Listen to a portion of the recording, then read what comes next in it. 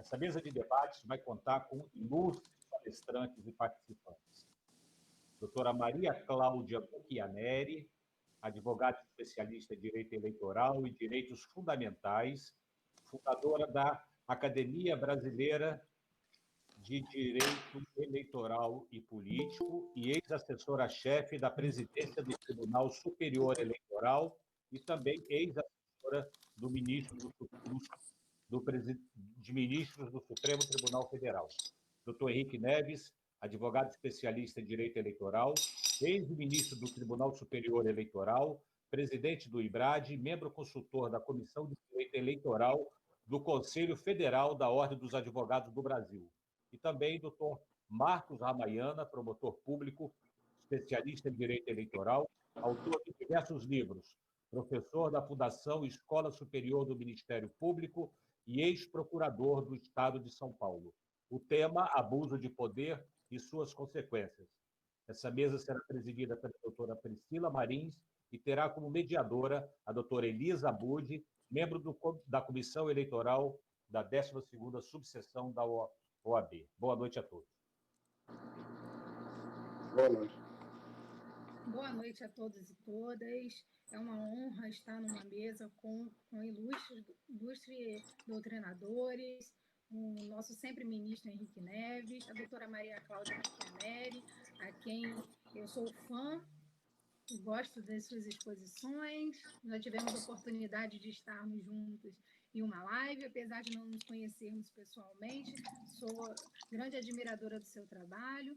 Doutor Henrique Neves, de igual maneira, admiro as suas colocações, tenho assistido todas as suas entrevistas.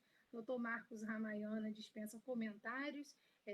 Não nos conhecemos também pessoalmente, mas o conheço por meio de suas doutrinas, as quais me socorro todas as vezes que busco orientações sobre direito eleitoral. E o tema abuso de poder é recorrente em todo qualquer evento de direito eleitoral. E assim o é, não só pela complexidade do tema, né, do assunto, mas, sobretudo, pelas consequências que ele traz para o candidato. As eleições de 2020 em si trazem em si um grande desafio para todos nós operadores do direito. Estamos mediante uma pandemia que já matou mais de 100 mil pessoas, né? Já acabou com mais de 100 mil vidas, só no nosso país. E nesse cenário catastrófico, né, que a gente vive, que é preciso lidar com essa pandemia visando mitigar os seus efeitos, existe uma linha muito tênue entre as ações voltadas ao combate da pandemia para que elas não se revelem em abuso de poder. E nesse momento em que a gente tem total ciência que o Estado não é capaz de sozinho dar conta de toda a vulnerabilidade gerada pela pandemia da Covid-19, é preciso somar forças à solidariedade. E, no entanto, até onde a gente pode considerar um ato solidário de um pré-candidato ao candidato e até onde esse ato passa de um ato de solidariedade, de um ato de ajuda para um abuso de poder.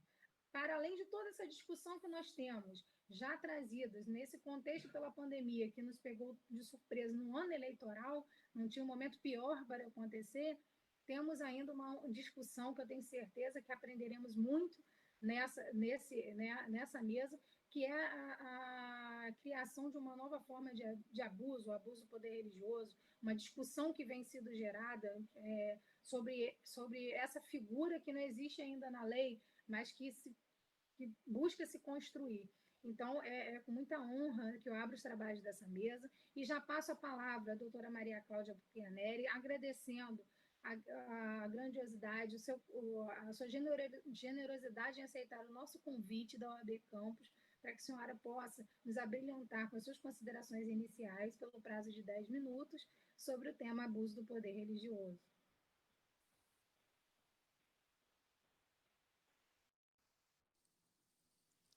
Boa noite a todos e a todas. Eu quero inicialmente agradecer, Priscila, por mais esse convite. A hora que você falou, a gente não se conhece pessoalmente. Eu falei, gente, não conhece mesmo não? Porque essa história do virtual tem dessas coisas, a gente acaba que já conhece, acha que já conhece, porque também ninguém está encontrando ninguém presencialmente. E eu sou quase uma freguesa da Priscila já, Então, quero agradecer a você, Priscila, que é presidente da Comissão de Direito Eleitoral da OAB de Campos, por mais esse convite. Quero saudar também a Elisa, que vai mediar esse debate junto com você, e os meus queridos colegas de mesa, o doutor Marcos Ramayana, que também não conheço nem pessoal nem virtualmente, já não era assim tempo da gente se cruzar aí em uma dessas lives ou webinários. E esse sim conheço, já chorei muitas pitangas no gabinete dele, já atuamos juntos, um contra o outro, ele como juiz, eu como advogada, ele como advogado do meu marido, a relação é longa, a amizade é estreita e a admiração ainda maior, que é o nosso sempre ministro Henrique Neves. É uma honra estar com ele aqui hoje para discutir abuso de poder, que, como a Priscila falou, é um tema que tem tudo para dar muito problema numa eleição travada em tempos de pandemia, né? A gente sabe que num contexto como esse, que é um contexto de crise de saúde pública, de estado de calamidade em vários entes da federação, né? De distanciamento social, de crise econômica, de desemprego, que é uma consequência quase que inevitável dessa paralisia das atividades econômicas e desse isolamento social. Nesse momento, a figura do gestor público ganha uma relevância enorme, né?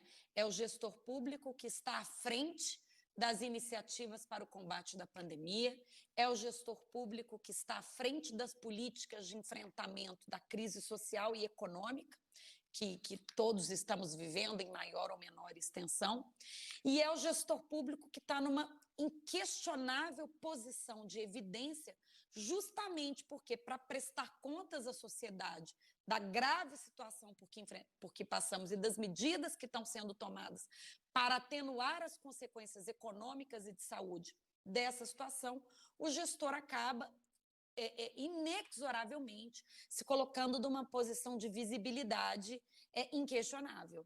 E aí a gente escuta muito isso, a gente já está nas vésperas, antevésperas das convenções partidárias, vários candidatos que não ocupam cargos públicos falando: doutora, é difícil ir contra a exposição midiática natural que os atuais mandatários estão desfrutando precisamente em função da pandemia. É claro que a exposição é uma faca, já diria Didi Mocó, é uma faca de dois legumes. Aqueles gestores que estão se saindo bem, evidentemente, vão colher os resultados disso e muitas vezes, e aqui é o tema importante desse nosso webinário, muitos gestores estão aproveitando o gancho do estado de calamidade, o gancho da pandemia, para sim fazer uso do cargo ou da função pública, para se favorecer, para se projetar na perspectiva do pleito eleitoral que se avizinha. Então, onde é que eu queria chegar? Que esse momento todo de pandemia acaba que favorece o gestor e cria janelas de oportunidade para que o gestor mal intencionado faça uso das presentes circunstâncias para promover políticas que desemboquem num proveito eleitoral para ele nesse contexto de ano eleitoral, e a pandemia segue e o isolamento segue na grande maioria, na grande maior parte do nosso país, e também a pandemia também dá um gancho de novas situações de abuso de poder, agora do econômico, na perspectiva daqueles candidatos que, não estando no cargo ou numa função pública, tentam fazer uso de políticas de apoiamento social, políticas assistencialistas, muitas vezes através de entidades de assistência que já são vinculadas à família daqueles políticos, ou não, muitas vezes desenvolvendo uma rifa, uma arrecadação, uma entrega de agasalho, uma entrega de alimento, uma entrega de cesta básica, mas fazendo uso desse momento de maior vulnerabilidade social para desequilibrar o processo eleitoral. Então, eu não tenho a menor dúvida de que o momento inspira cautelas, né? Eu não tenho a menor dúvida disso. Acho que as modalidades de abuso de poder tendem a se intensificar num contexto como esse. Acho que condutas vedadas como uso promocional da distribuição gratuita de bens, inciso 4º, como a questão da publicidade institucional e do limite que não pode extrapolar a média, agora não dos trimestres, mas dos quadrimestres, e isso a própria emenda constitucional, que adiou as eleições, trouxe um gancho correto, de flexibilizar esse teto. Se o gasto com publicidade foi legitimamente motivado por políticas de informação e de instrução da sociedade relacionadas à pandemia, e aqui a briga vai ser enorme, quem é que excedeu o gasto com publicidade legitimamente e quem é que excedeu esse gasto de forma indevida e que não entraria na ressalva da PEC. Então, vai abrir um debate induvidoso, eu acho que esse será o tema das eleições desse ano, né? Então a gente sabe que abuso de poder as condutas vedadas são espécies de abuso de poder político, então acho sim que muito se questionará da conduta dos gestores públicos no enfrentamento da pandemia, no enfrentamento da crise social e econômica e na forma de divulgação, com promoção pessoal ou não, dos atos que se adotou para o enfrentamento da pandemia. Isso vai dar um caminho enorme de discussão de abuso de poder político.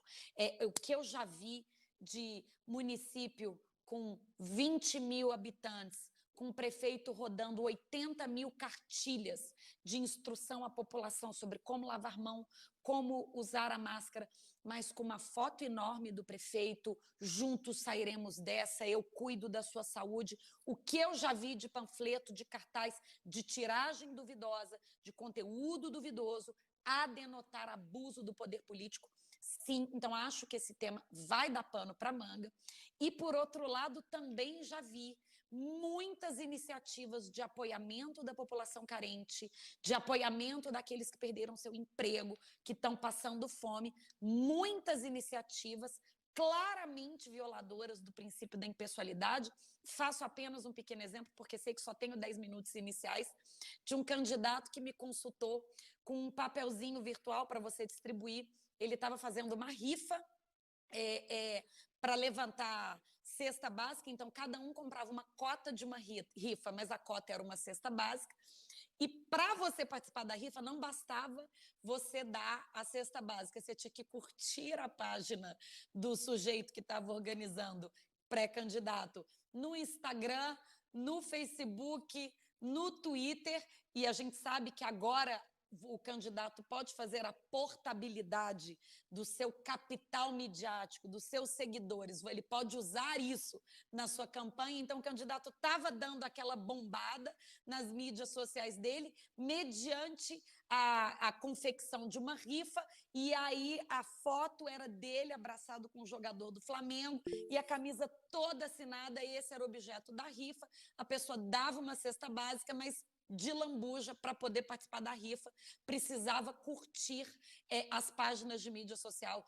do pré-candidato, o que coloca muito em dúvida se ele não estava, ao fim e ao cabo, fazendo uso daquela rifa, daquela camiseta toda autografada, para turbinar as suas mídias sociais, que serão posteriormente utilizadas em campanha, e para se promover pessoalmente às custas da entrega daquelas cestas básicas. Então, vai ser uma eleição com muito debate sobre de que maneira a pandemia foi indevidamente utilizada e acabou com políticas de combate acabaram sendo desviadas para a prática de abuso de poder econômico e político, sem falar, e aí a Priscila já deu a deixa, nas novas modalidades de abuso de poder.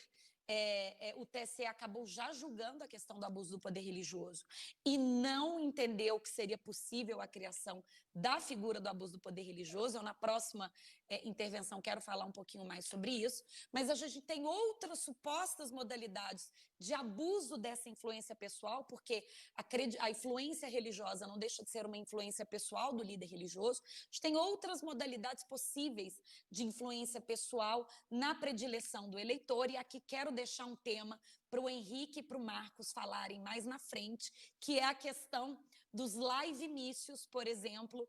A gente está acompanhando aí a Paula Lavigne fazer uma campanha, porque o Caetano quer fazer uma cantoria de casa para o Boulos, que é pré-candidato a prefeito de São Paulo, E aí fica a pergunta, não pode. Mas não pode por quê? Se ele pode pegar um celular com custo zero, pegar um violão e simplesmente, em vez de fazer o seu apoiamento falado, fazer um apoiamento cantado. Será que, ao fim e ao cabo, quando eu proíbo uma pessoa de apoiar cantando, o que eu não quero não é evitar que a sua influência, que a sua liderança artística e cultural interfira no resultado das eleições? Então, aí a gente cai de novo no debate em torno da existência ou não de novas formas de abuso de poder. Então, encerro aqui meus 10 minutos, acho que eu já extrapolei, deixando a bola aí para o Marcos e para o Henrique para a gente debater mais à frente.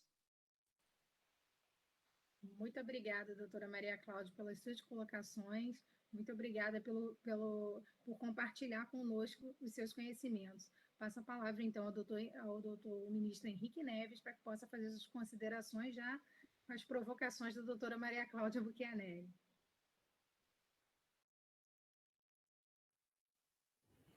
O som do senhor não está ligado, doutor. Desculpa. Obrigado, Priscila. A história de ministro eu já fui, isso é coisa do passado, a gente tem que viver o futuro.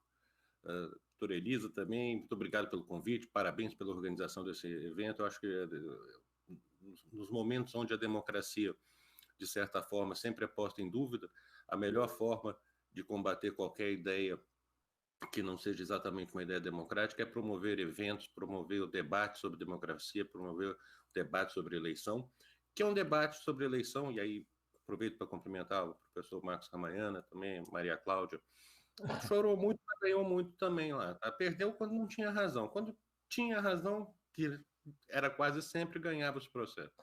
Mas nesse momento, eu acho que a gente tem que ter... Eu acho que foi muito bem posta a questão no início da fala pela Priscila e já complementada pela Maria Cláudia. Nós estamos vivendo um momento de pandemia, um momento completamente atípico, um momento que gerou a modificação da Constituição Federal para que as eleições marcadas por norma constitucional dia 5 de outubro fossem postergadas para ser realizada dia 15 de novembro, com a possibilidade de não ocorrer em 15 de novembro, se a condição específica de um município ou de um estado demonstrar que ela seria prejudicial ao combate à pandemia do Covid-19. É um momento muito delicado, um momento em que muitas pessoas falam do direito excepcional que deveria ser aplicado nessa hora. Outro dia eu vi uma manifestação de um ministro do Tribunal Superior Eleitoral que também falava que teria que examinar os casos de 2020, terão que ser examinados com um olhar muito diferenciado. Por que um olhar muito diferenciado? Aí já digo eu. Porque isso é uma coisa que tem, de certa forma, me incomodado. Todos os seminários e todas as discussões prévias que nós estamos fazendo, os senhores podem reparar que a gente só pensa no que pode dar errado na eleição. Tá certo, é o papel do advogado. Né? Durante uma campanha eleitoral, a gente vê o marqueteiro diz faça, faça, faça, faça, e o advogado não faça porque vai dar problema. O nosso papel é sempre dizer que está errado. Agora, nós estamos começando a achar, e a Maria Cláudia ia falar, eu queria até ver se eu descobri algum novo, mas é um ponto que eu queria tocar também, espécies de abuso em tudo. A Constituição Federal, ela fala no artigo 14 que o mandato pode ser impugnado, ação de impugnação do mandato eletivo, por abuso de poder econômico, corrupção e fraude. Na minha visão, todo e qualquer ato que se discuta está incluído nesses 3 tipos. A gente pode caracterizar fraude à lei, a gente pode considerar abuso de poder econômico e a gente pode considerar corrupção como dando uma amplitude ao que os termos merecem. Depois, no artigo 14, parágrafo 9º, se fala que a lei complementar estabelecerá outros casos de inegibilidade a fim de proteger probidade, vida pregressa e abuso do poder econômico, desvio ou uso indevido do cargo, função da administração direta e indireta. Estou lembrando de cabeça aí, se não for exatamente esses termos, é muito parecido. Vem a Lei Complementar 22, ela fala em uso indevido dos meios de comunicação social, abuso de poder econômico e abuso de poder de autoridade. A própria definição, abuso de poder político, é uma coisa mais doutrinária do que legal, porque a gente considera que o abuso de autoridade é o abuso de poder político. São essas espécies que a gente tem. É isso e propaganda e conduta vedada, que são espécies desses gêneros. São esses 3 gêneros que nós temos. Só que ultimamente eu tenho ouvido falar abuso do poder midiático, abuso do poder sindical, abuso do poder tribal, porque o cacique dava ordem, abuso do poder religioso, que a Maria Cláudia já anunciou aí. Eu examinei essa matéria já em, salvo engano, 2014. A Maria Cláudia vai saber melhor do que eu quando foi. Em 2014, eu falei, a Constituição não fala de abuso do poder religioso. Uma das coisas mais complicadas que tem é você discutir esse tema, principalmente quando você olha de fora, e 90% dos casos em onde se discute abuso do poder religioso envolve uma específica religião. Um comportamento de um determinado segmento religioso. E todo mundo esquece que outras religiões, se fizer um exame histórico, e aí eu estou falando de séculos, nós vamos ver que outras igrejas abusaram muito mais do que um bispo, um padre, um pároco, seja quem for, falar que é para votar em fulano de tal em cima de um palanque, ou mesmo no altar, ou outro nome que você... A dificuldade de discutir esse tema é que se você falar altar, já imagina a igreja católica. Se você fala bispo, você já imagina o evangélico. E a regra tem que ser para todo mundo igual. Então, até quem pegar esse acordo meu lá de trás vai ver que eu acho que a coisa que eu mais consegui foi definir frei, confrade, padre, pároco, bispo. Coloquei todas as pessoas possíveis para não dizer que era exatamente em cima de uma religião. Mas aí depois vem também abuso do poder logaritmo, abuso do poder digital, abuso do poder putativo, abuso do poder por omissão. O candidato não fez nada, mas abusou de alguma coisa. Abuso do poder olfativo. Outro dia um aluno veio com essa história. Você não dá abuso do poder olfativo porque o candidato podia fazer no meio da propaganda dele, lançar um perfume, como algumas candidaturas usam cores, um candidato ia usar um perfume que o ia identificar. E no dia da eleição todo mundo usava aquele perfume e ia lembrar do candidato. Eu falei, gente, a criatividade vai longe. Mas abuso do poder de convencimento. Mas o candidato fala bem demais, ele convence as pessoas, ele está abusando do poder de convencimento. Gente, não existe campanha eleitoral igual. O princípio da igualdade no direito eleitoral é o princípio da igualdade, da universalidade dos votos. Todos os votos valem exatamente a mesma coisa, a pessoa mais rica, a pessoa mais pobre, a pessoa mais com o maior grau possível de educação, de pesquisa, pós-doc, em ciências aplicadas, ou aquela pessoa que é completamente analfabeta, o voto vale exatamente a mesma coisa. One man, one vote. Esse é o princípio da igualdade no voto. O princípio de igualdade nas campanhas é o princípio de igualdade das oportunidades. O que é permitido para um tem que ser permitido para todos. O que é proibido para um tem que ser proibido para todos. Se as pessoas vão ou não exercer essa possibilidade, a oportunidade que existe, é impossível e não tem como garantir que elas vão fazer, porque as campanhas são diferenciadas.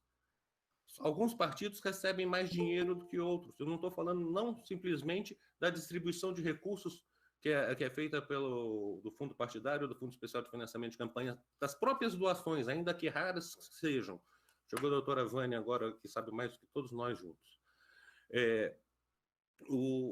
Se você pega um partido que tem maior número de filiados, que tem uma maior penetração social, ele vai receber doações, por mais raras que elas sejam hoje em dia, doações de pessoas físicas, do que outros partidos. Alguém terá mais dinheiro para fazer campanha e outro terá menos dinheiro para fazer campanha. As campanhas nunca serão iguais. Pode ser que aquele que tenha menos dinheiro tenha mais criatividade, consiga entender que hoje em dia não adianta fazer mais a propaganda de cartaz colando em árvore, porque isso não leva a voto a lugar nenhum. Vai aplicar na internet. O outro vai falar, mas eu vou para a internet, mas 30% da população não tem acesso à internet. Repercute, acaba chegando a eles o que é feito pela internet por conta dos formadores de opinião da conversa do dia a dia. Mas ele pode falar assim, não, eu vou me dedicar justamente a fazer a campanha para quem não tem internet. Como que vai fazer isso durante a pandemia? É um outro problema, mas a criatividade de cada uma das campanhas, nenhuma será igual à outra. Se for para ser igual, a gente tem que voltar à Lei Falcão. É 2 minutos lendo o currículo de cada um no ar e o candidato não pode falar nada. Hoje nós temos uma quantidade enorme de proibições. A propaganda eleitoral, que era sempre permitida, vem alteração atrás de alteração, proibindo o showmício, proibindo... O live mício vai ser julgado amanhã de manhã pelo TSE, viu? A consulta do ministro Salomão vai amanhã, viu, Maria Cláudia? Vem depois de outdoor, eu estou terminando. Vem a proibição de outdoor, vem a proibição de showmício, todas elas, e aí culmina num dispositivo que dizia que a propaganda nos bens particulares era livre, desde que gratuita, para dizer a propaganda em bens públicos e privados é proibida, salvo bandeiras e adesivos. Quer dizer, eu tenho uma lei... Infelizmente, apenas mais 2 minutos, me desculpe. Obrigado. Eu posso dizer pela internet o que eu quiser, mas eu não posso falar da minha casa, eu não posso pegar na minha casa e botar um cartaz a favor deste ou daquele candidato. Com todo respeito, me parece que é um cerceamento que tudo se justificava quando não havia limite de gastos para as eleições, porque cada candidato estabelecia o seu limite de gasto na convenção. Agora, a partir do momento em que a lei começou, ainda que para este ano tenha se reeditado a péssima regra de 2016, que é um teto, todos os candidatos podem gastar exatamente o mesmo valor, deixa cada um gastar o que quiser dentro desse valor, da forma que achar melhor. Se é através de um live mício, se é através de cartaz, se é através de uma campanha mais formiguinha, ou se um grande ato, aí a estratégia é de cada um. As oportunidades têm que ser asseguradas a todos. Agora, se eles vão ou não utilizar, se eles terão ou não condições de utilizar, é isso, ou a gente parte para uma estatização completa das candidaturas e uma distribuição equânime de tempo que não existe também, com o próprio tribunal fornecendo meios para os candidatos gravarem sua propaganda eleitoral, que também não existe, mas não adianta a gente tentar bater muito nessa tecla. Eu deixo essas considerações iniciais aqui, para depois a gente poder aprofundar no debate. Muito obrigada, doutor Henrique Neves, pelas suas exposições. Realmente é instigante o tema e o tempo é muito curto para que a gente possa esgotá-lo. Então, já passo desde já a palavra ao professor Marcos Ramayano por as suas considerações iniciais, também pelo prazo de 10 minutos. Uma boa noite a todos. Está dando para ouvir a voz? Perfeitamente. Que bom. Primeiramente, é uma honra estar junto com o ministro Henrique Neves, com a doutora Maria Cláudia, com todos vocês aqui presentes. E eu peço desculpas, porque o meu computador aqui da minha casa falhou a conexão da internet. Então, eu estou no celular e eu não estou muito familiarizado com essa parte tecnológica. Mas se o som está bom, está tudo bem, né? Que bom.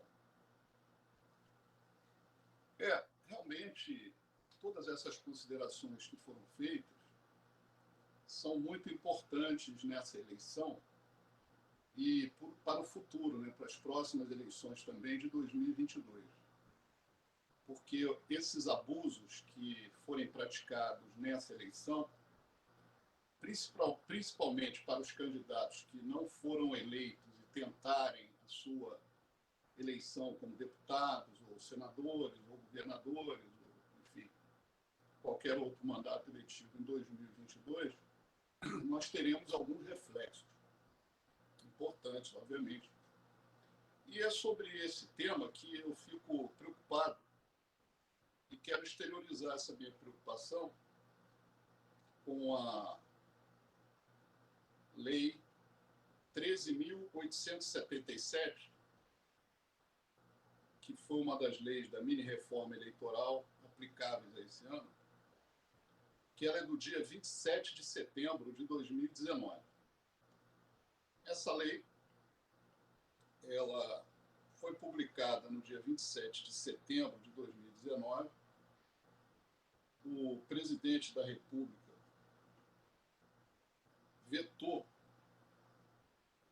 alguns artigos e os vetos, um veto muito importante, caiu no dia 27 de novembro de 2019.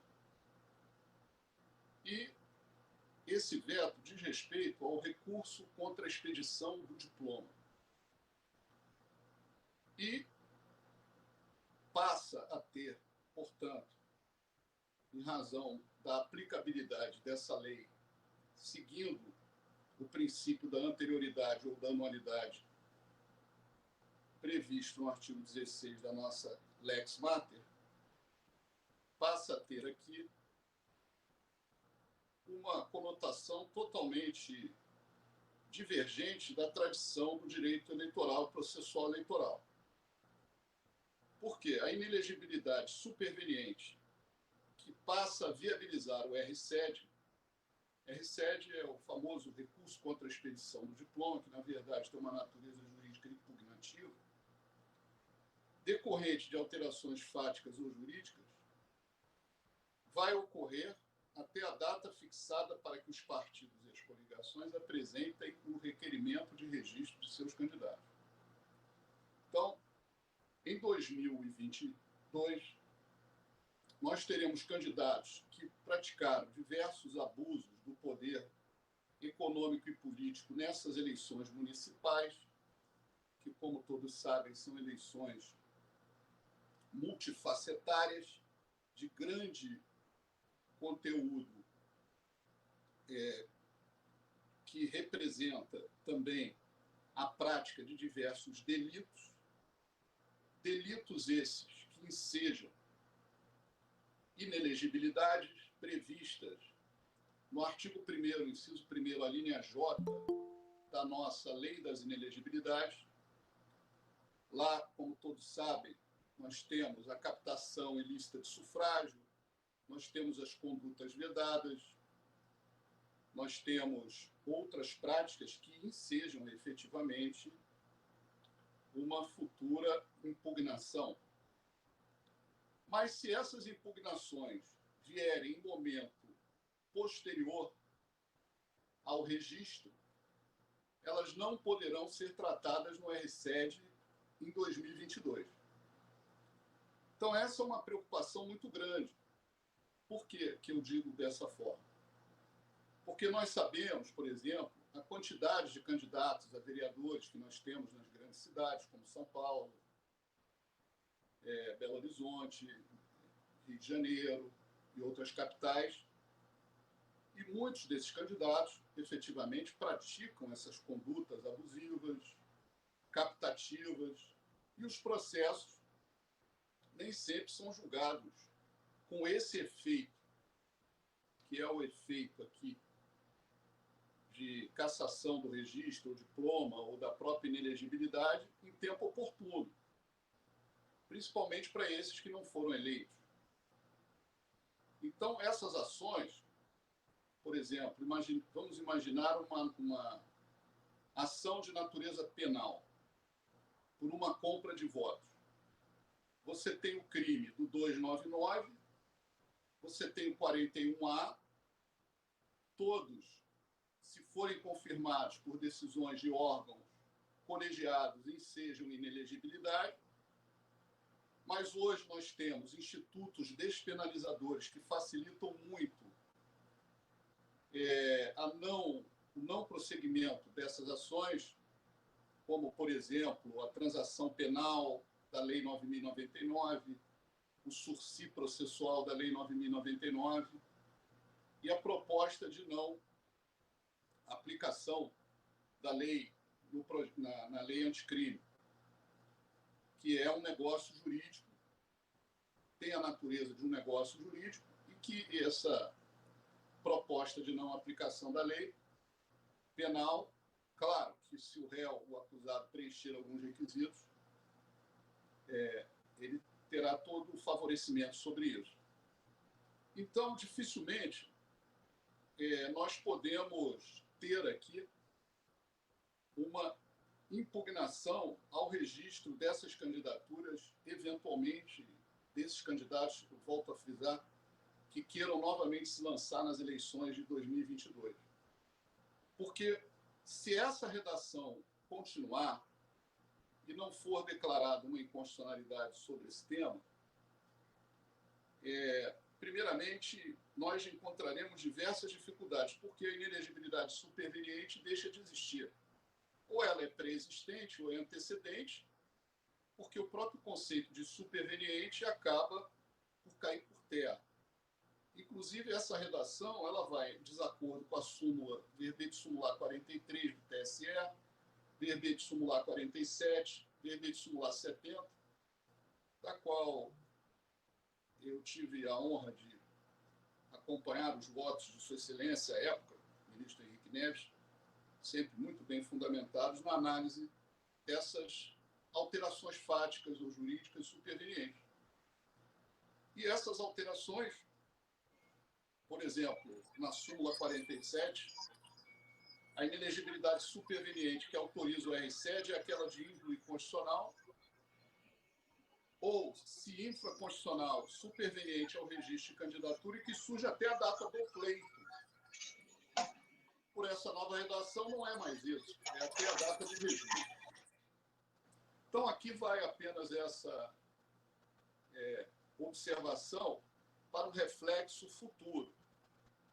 Falando do momento presente, na minha visão é isso, o abuso do poder é econômico, é político, a utilização dos meios de comunicação social, essa seria a classificação correta. E essas outras modalidades, elas são modalidades acessórias que dependem dessa pseudo-informação característica essencial da ratio essente das inelegibilidades. Ou seja, nós temos a fraude, nós temos o abuso do poder político, o abuso do poder econômico, e temos essas outras subclassificações que, na verdade, são acessórias. Elas não têm uma autonomia essencial que possa surgir na confecção de uma decisão que acarrete uma inelegibilidade somente com essa classificação que o legislador não contemplou. Doutor Marcos, por gentileza, só mais um minuto. Basicamente é isso. Então, eu estou de acordo a tudo que foi dito, a tudo que o ministro falou, a tudo que a doutora Maria Cláudia falou. E, na minha visão, eu gostaria apenas de falar desse aspecto, né, da necessidade de uma revisão desse parágrafo do RSED, que, ao meu ver, não é aplicado nessa eleição pelo princípio da anualidade. E é essa a conclusão que eu gostaria de transmitir a todos vocês e agradeço a participação. Nem eu. Sabor, não gosto. Nem eu. Obrigada, doutor Marcos, pelas suas colocações. Eu já tive a oportunidade, inclusive, de ouvir um debate sobre essa alteração feita no Código Eleitoral, inclusive feita pela própria doutora Maria Cláudia, salvo engano, num congresso Mato Grosso, não foi isso? Eu assisti e a doutora Maria Cláudia muito bem pontuou a redação horrível que ficou, praticamente acabando com o conceito, né? E o conceito do que é uma inelegibilidade superveniente, né? Porque superveniente é óbvio que ela é posterior ao registro e não anterior a ele. Se ela é anterior, ela é pré-existente, ela não pode ser superveniente. Então, agradecendo mais uma vez a enorme contribuição que o senhor trouxe para o nosso evento, passo a palavra agora à mediadora, a doutora Elisa, para que faça suas considerações e encaminhe as perguntas.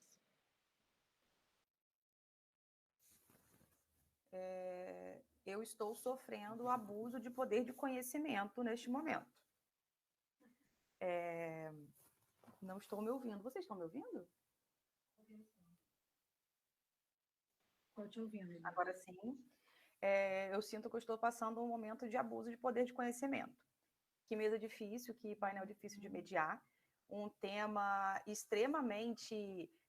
ele não se esgota a cada eleição que passa, e aí, como o doutor Henrique falou, cada vez inventando-se mais abusos e aí trazendo mais abordagens ao tema, trazendo o tema que nunca acaba, como foi o que a doutora Maria Cláudia falou, os tantos abusos e o abuso religioso, e para fechar com a chave de ouro, tivemos um equilíbrio. Eu acho que foi muito bem escolhida a colocação do doutor Marcos para falar ao final dos dois, porque ele ainda trouxe um terceiro posicionamento, uma terceira consideração.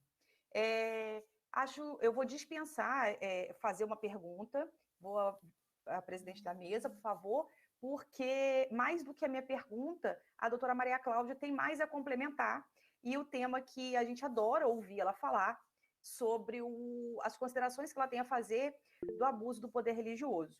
Só vou pedir uma consideração. Passamos aí nas últimas semanas 2 situações envolvendo a igreja. Uma pastora acusada de homicídio, né, do marido, e ainda assim ela carregando grandes fiéis, e ainda tivemos um padre, né, na Igreja Católica movimentando milhões, acusado de extorsão, sofrendo extorsão, e a partir disso toda essa investigação, com essa quantidade de fiéis que doaram tantos valores, imaginam quantas pessoas, e ainda com suspeitas de patrocinar, auxiliar campanhas, né, eleitorais e terem políticos envolvidos nesse escândalo todo. Então, o abuso do poder religioso, por mais que eu também tenha meu posicionamento, não 100%, mas concordo com o doutor Henrique, em que a gente está criando, né, cada ano, eleição que passa, o judiciário cria, os políticos e os eleitores criam novas modalidades do olfato ou da omissão. Eu adorei essas 2. Eles criam, o judiciário abraça isso e passa a legislar, né? E aí mas também tem o outro lado que a gente não pode deixar de ver, porque realmente a utilização dos fiéis para campanhas, a gente tem visto mais ainda autoridades religiosas. E aí deixo para a senhora a conclusão.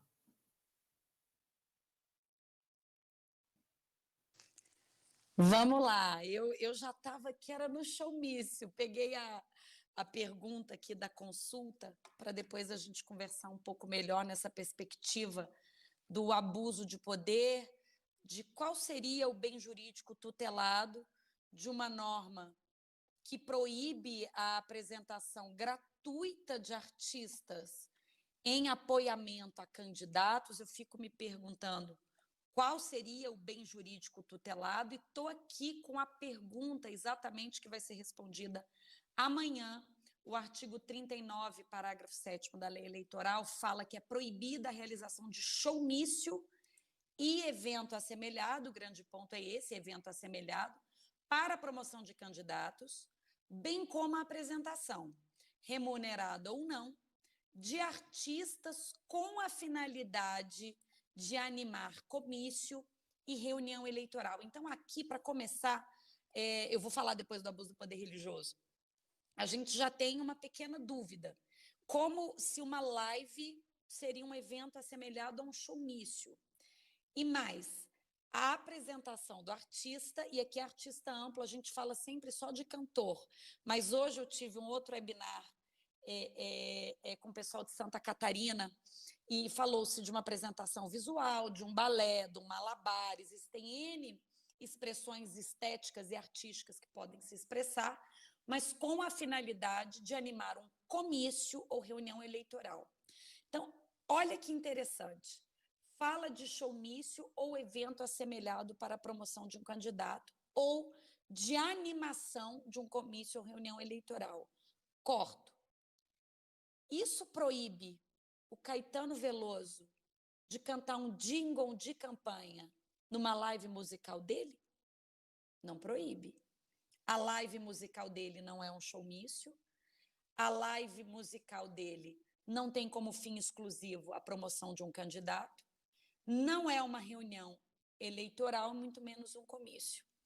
Quando você permite a existência dos jingles, não significa que o apoiamento cantado é lícito, eu não tenho a música do candidato.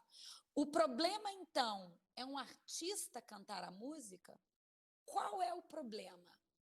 E se o artista fizer a live com o boné do candidato, com a camisa do candidato? Onde é que eu quero chegar?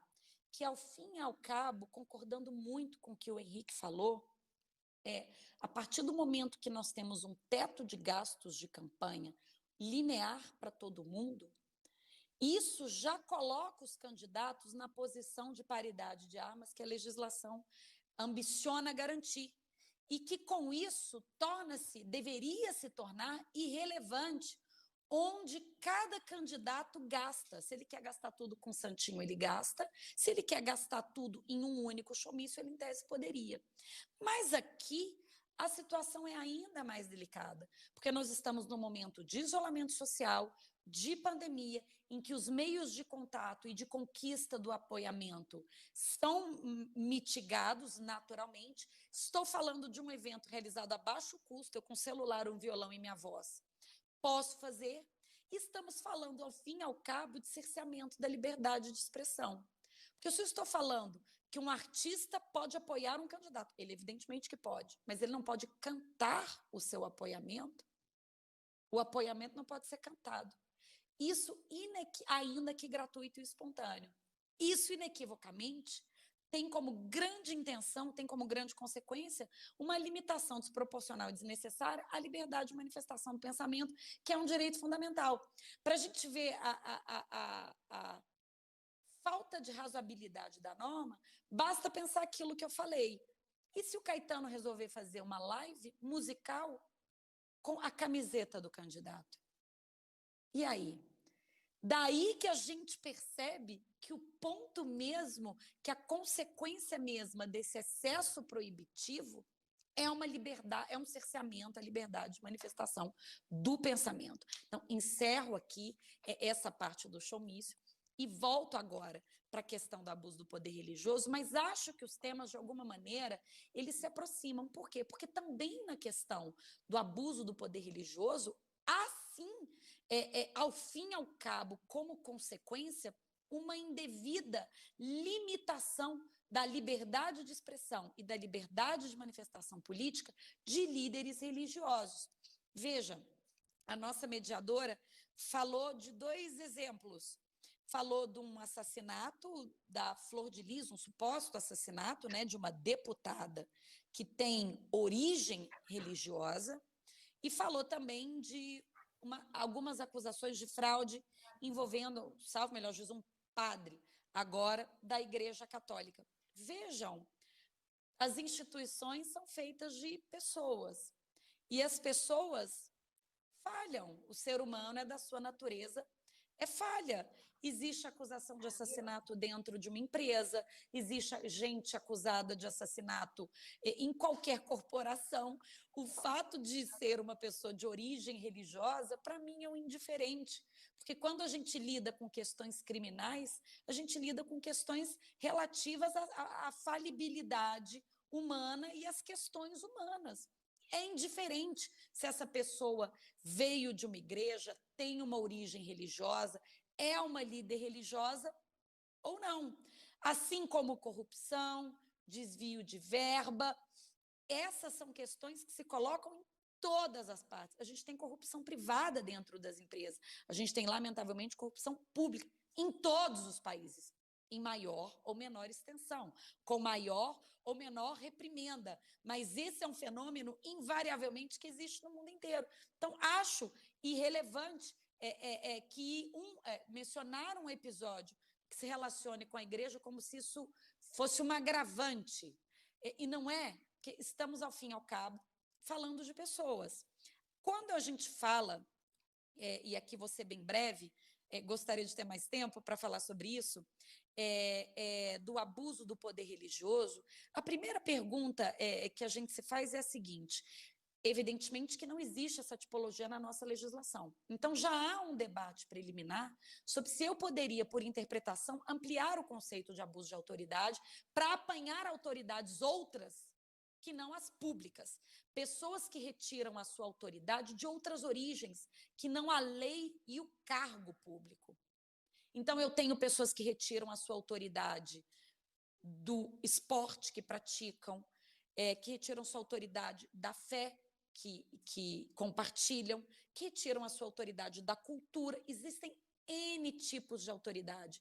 E é importante falar sobre isso. Quando falamos em eleição, falamos em liderança e autoridade. O que fazem os candidatos se não disputarem entre si por quem vai ser a pessoa escolhida para exercer aquela liderança, para exercer aquela autoridade, para exercer a representação? Então, resumindo aqui, trazendo para uma questão mais dogmática, a lei eleitoral não traz nenhum indicativo de que as especialidades do fenômeno religioso, eu não tenho dúvida, é um fenômeno especialíssimo, que as especialidades do fenômeno religioso deveriam ter sido especialmente consideradas e merecedoras de um tratamento específico. Só existem duas restrições e, vejam bem, essas restrições não se voltam à fé, não se voltam à religião, elas se voltam à instituição religiosa, ao CNPJ. E isso é importante. Eu vejo muita confusão entre instituição religiosa e religião, entre instituição religiosa e fé. São coisas diferentes.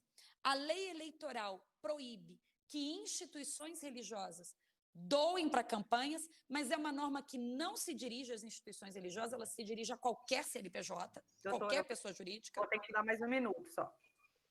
E a outra restrição é da realização de propaganda em bens de uso comum. Ponto. E a gente sabe que os locais de celebração religiosa, pelo Código Civil, são bens de uso comum. Novamente, é uma lei que não se dirige às entidades religiosas nem aos locais de celebração, e sim a qualquer bem de uso comum. A nossa Constituição também não estabelece qualquer blindagem entre fé e política. Poderia ter feito. A Constituição de Portugal proíbe que partidos políticos tenham denominação religiosa. Lá não tem um partido social cristão. É uma fagulha de indicativo que se pretendeu, ao menos em alguma medida, separar espiritualidade, crença e fé de processo político eleitoral. A nossa Constituição também optou por silenciar. Minha conclusão: o fator religioso é um indiferente em tema de processo político eleitoral. E é um indiferente por opção clara do nosso legislador constitucional e do nosso legislador ordinário. E se assim o é, por maiores razões, eu não posso, por interpretação extensiva, criar uma modalidade de abuso de poder para taxar mais proibitivamente, mais severamente, um fenômeno que a própria Constituição definiu como neutro e jamais pretendeu separar do processo político eleitoral.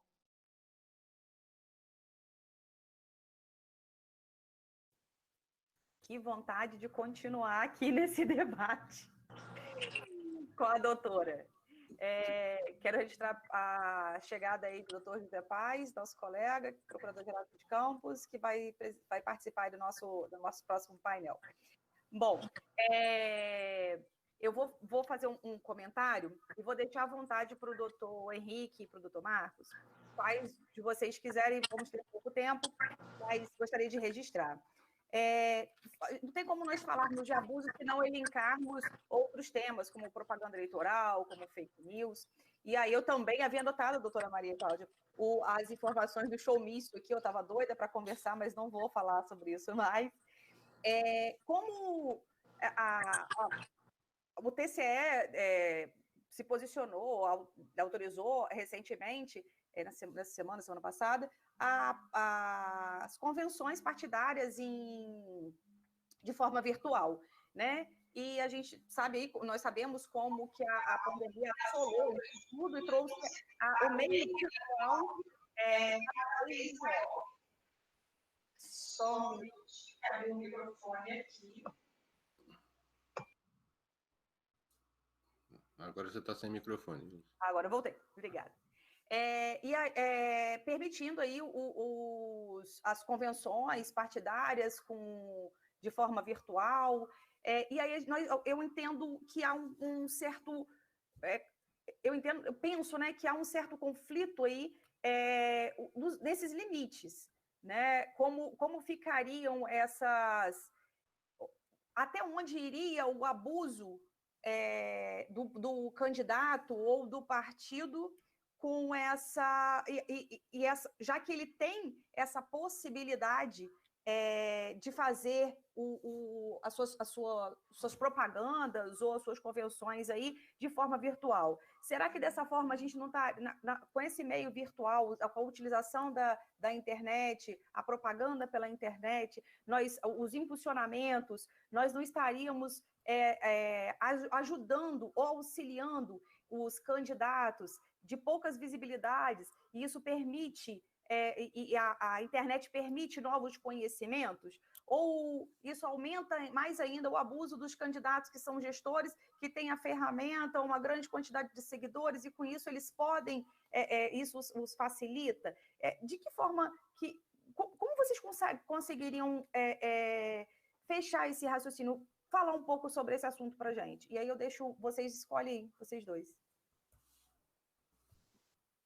Marcos, quer falar? Doutor Marcos nem abriu o microfone. Eu começo falando, depois ele complementa. É um abuso do poder temporal da Maria Cláudia, que ela não para de falar. Mas fala bem, e sempre correto. Abuso do poder cronológico não existe na lei.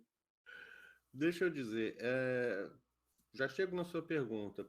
Em questão do recurso de petição de diploma, que o Marcos falou, deixa eu só lembrar qual que é a origem desse dispositivo. Eu, de certa forma, eu tenho um pouco de culpa nisso, porque eu fui procurado no começo da reforma e falaram o seguinte: que temas que você acha que deveriam ser regulamentados pela lei? Uma coisa que toda eleição tem briga é qual fato superveniente, em que momento que ele deve ou não deve ser considerado para efeito de permitir ou não o registro de candidatura. E aí eu fiz um dispositivo exatamente como era a jurisprudência do TSE. Os fatos que liberam o candidato podem ser conhecidos se ocorrerem até o dia da eleição. Os que impedem, aliás, a candidatura. E os fatos que liberam podem ser até o dia da diplomação. Aí essa emenda saiu. Alguém falou o seguinte: não, vamos fazer o seguinte: fato superveniente só pode ser até 20 dias antes da eleição. Eu falei, não, até tem lógica, que é para poder dar tempo do candidato substituir. Mas isso aí eu já não tinha mais participação nisso. Na hora que foi para o plenário, alguém inventou aquelas emendas de redação de plenário, falando, o fato superveniente ao registro é aquele que ocorre até a data do registro. Eles conseguiram criar o fato superveniente a si mesmo num ciclo vicioso que não existe. A regra, na realidade, ela é inaplicável porque não existe a hipótese, no mundo real não existe a hipótese prevista na legislação. Então é uma regra ineficaz. Eu não vejo grande problema no aspecto do abuso do poder econômico, porque todos os atos que ocorrerem durante a campanha, eles podem ser levados por AGE até a data da diplomação ou por ação de impugnação mandato eletivo até 3 dias depois, o que é matéria que já não cabia no recurso de petição de diploma, desde que o TSE entendeu não recepcionado o inciso 4 do artigo 262, depois a própria redação. Agora, que ficou uma coisa completamente esdrúxula, ficou, porque essa regra tinha a ver com vários outros dispositivos que foram vetados, e o veto foi mantido, mas em relação a este específico recurso de petição de diploma, não sei por que este veto específico, é até ilógico você derrubar todos os outros e não derrubar este. Mas isso faz parte. Maria Cláudia pôs uma coisa muito interessante, que o live miss, ele, de certa forma, ele tem a ver também com o dito abuso do poder religioso. Quando nós falamos que o abuso do poder religioso não existe, que cada um prega a sua fé, da forma que quiser, mas a gente também não disse que poderia transformar a igreja em um palco, em um grande evento, porque aí haveria um abuso do poder econômico, a igreja estaria interferindo na eleição, bancando um ato de campanha, e isso teria alguma forma com uma relação ao live mício. Qual que seria essa forma? O parecer do Ministério Público nessa consulta de amanhã, ele sustenta que com grandes gastos, mas veja só como é que não tem uma quebra aí. É toda a jurisprudência que existia, que levou à edição da lei, quando os tetos de gastos eram livres. Então, o que acontecia? Um candidato contratava o cantorzinho do bar e o outro contratava o cantor da padaria. Aí o outro chegava e falava o seguinte: não, esse cantor é melhor. Ele contratava um cantor regional.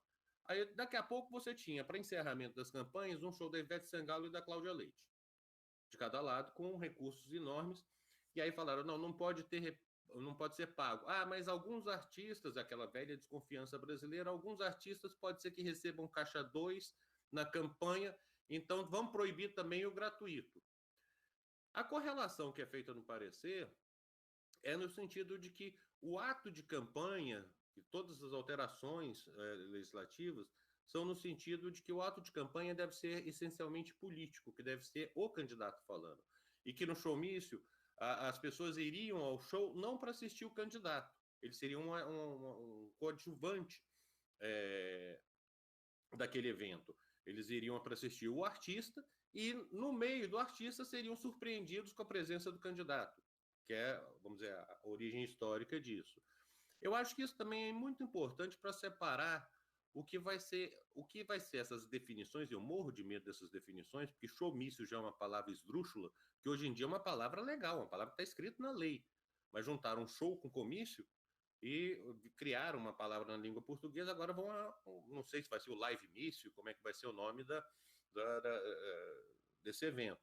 Mas eu acho que são situações completamente diferentes. Uma coisa é o candidato que faz a sua live para dizer as suas propostas e traz artistas para apoiá-los e organizam efetivamente um evento de campanha. Não estou dizendo que deva ser proibido, não. Estou dizendo que o que pode ser que se chegue à discussão. Um ato de campanha organizado em que artistas remunerados ou não compareçam para manifestar apoio, e aí, de certa forma, não tem muita lógica você poder fazer o apoio verbal, mas não poder fazer o apoio cantado, até porque dentro de artistas tem também aquelas pessoas que declamam poesia, que não tem uma composição musical embasando, dependendo da forma que a pessoa falar. Maria Cláudia é uma artista quando ela faz as TEDs dela. Ela fez no último seminário uma TED super elogiada porque ela tem expressão. É uma coisa natural dela? Não. Daí porque eu conheço há faz tempo. É um negócio que ela estudou, ela faz o time, ela vê como é que eu vou fazer, como é que eu vou falar a frase, vou ter repercussão. Se não faz de forma inconsciente, mas é algo que é uma arte. Então, logo, portanto, ela é uma artista. Agora, se você faz isso e separa para proibir este evento, até, vamos dizer, teria uma base nos fatos anteriores. Situação completamente diversa é aquela que eu disse, que é justamente o que me preocupa, a proibição da propaganda na minha residência. Quer dizer, a propaganda é proibida. Eu, eleitor, não posso fazer nada.